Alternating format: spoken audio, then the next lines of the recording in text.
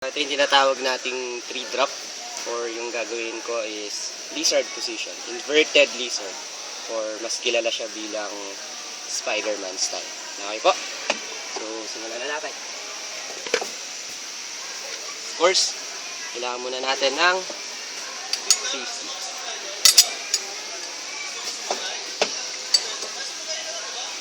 Lock.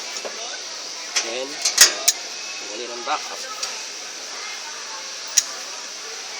Dahan-dahan tayo. Baba. Then swing.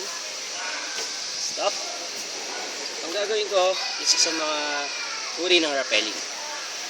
Ang position ko ngayon, ito yung tinatawag natin conventional style. Nakaupo. Dahan. And mag-flip lang ako para maging T-drop or yung Spider-Man style. Ready ka na? Ready na. Go, Jeff.